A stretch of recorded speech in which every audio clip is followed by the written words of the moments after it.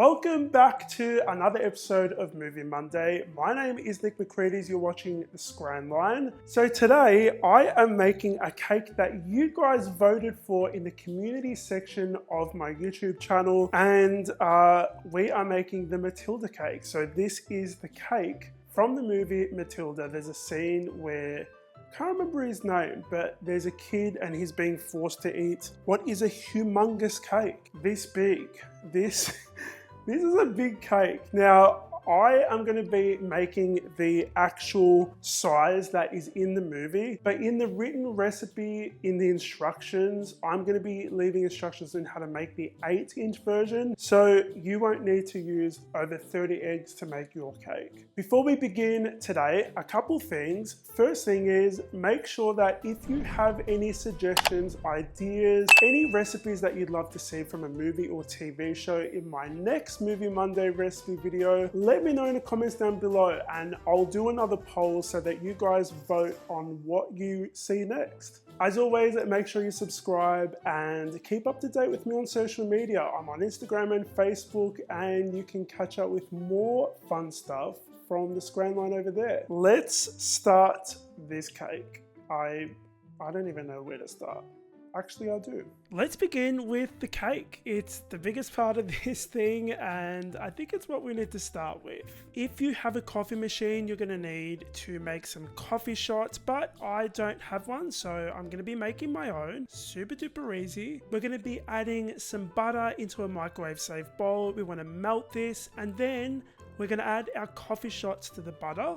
Whisk it all up until it's combined and then set it aside. Add some sugar, brown sugar, and cocoa powder to a large mixing bowl. We're going to sift all those ingredients in and then we're going to whisk them. I did forget to add some salt, so I'm going to add a cheeky bit of salt in there. Then we're going to add our wet ingredients and whisk those until everything is well combined. Some good splashes of vanilla extract. Always add it to your chocolate cake. It does actually make a difference. For this recipe, we're going to need 3 egg yolks and 6 whole eggs. You want to make sure these eggs are chilled straight out of the fridge. Add the eggs to your batter mixture and you're going to whisk them in until everything is really well combined. Then we're going to add our flour and give it a final whisk. Once your batter is nice and smooth, and by the way, it's going to be a really runny batter, we're going to add it to our baking tray. Today, I'm going to be baking the actual Matilda size cake, but if you want to make the 8-inch version, you're actually going to be making the exact recipe you're seeing on screen. I've actually just tripled it to make this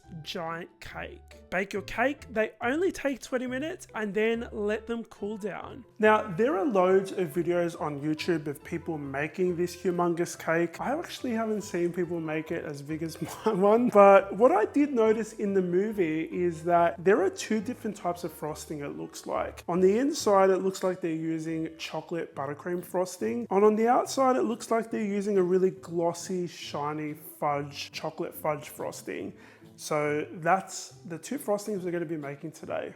Let's begin with the ganache. Really easy. We're going to be adding some cream to a microwave safe jug. Microwave that to heat it up. Add your chocolate to a microwave safe bowl. Add the cream on top and then let it rest for 5 minutes. That chocolate is going to soften, and then after about 5 minutes, when you come back to mix it, it's going to be much easier to mix. Let this sit at room temperature to set completely. Once it has set, it's going to be a beautifully delicious, almost paste-like consistency that is going to make decorating your cake much easier than if it was stiff straight out of the fridge. Let's move on to the American buttercream frosting. You're going to add some butter to a large mixing bowl. We're going to whip that up for 5 minutes until it's nice and pale and fluffy. This is a really important step, guys, because it's actually how you make really white frosting minus the chocolate. As usual, you want to make sure you always scrape down the bowl, and then you're going to add some powdered sugar to a separate bowl along with your cocoa powder. We're going to whisk these ingredients together, and you want to make sure you sift them, especially that that cocoa powder. Otherwise, you're going to end up with clumps in your frosting. Definitely don't want that. Add about a third of that dry mixture to your butter and make sure this is on low speed. And guys, I'm talking from experience. You don't want to end up with a sugar dust storm. Add a little bit of vanilla extract as usual. This is my own recipe and I know I've been teasing that I'm going to make a video on this. It is coming. After about 5 minutes of more whipping, this frosting is done. Set it aside and let's move on to putting it all together. I'm using a cake leveler to level off my cake so it's nice and flat on top. It's going to make stacking the cakes much easier.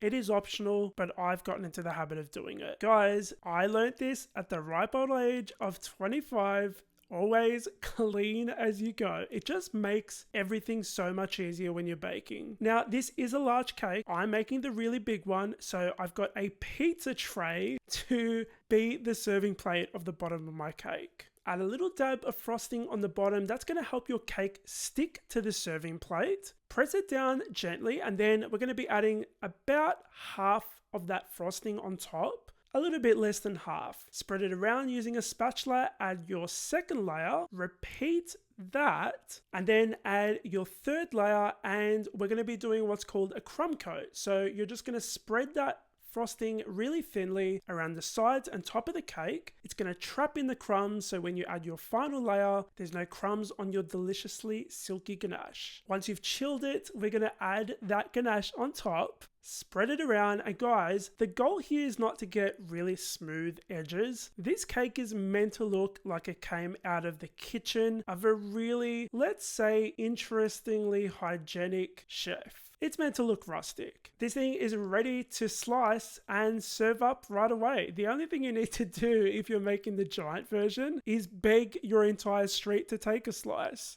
The chocolate cake is really dense and you can't really taste the coffee. It just like makes it even more chocolatey. I think some cake just fell off. This is a super fun kids movie treat. I probably wouldn't recommend making the entire cake, the one that I've made today. I used 30 eggs. I think I'll use more than that, so it's a lot.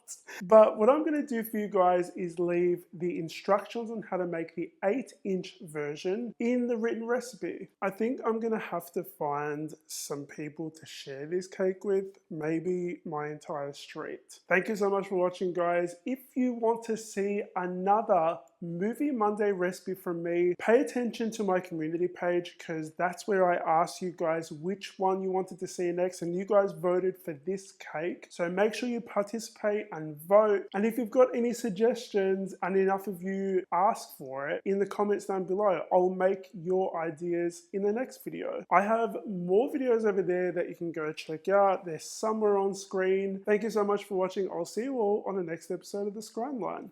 Bye.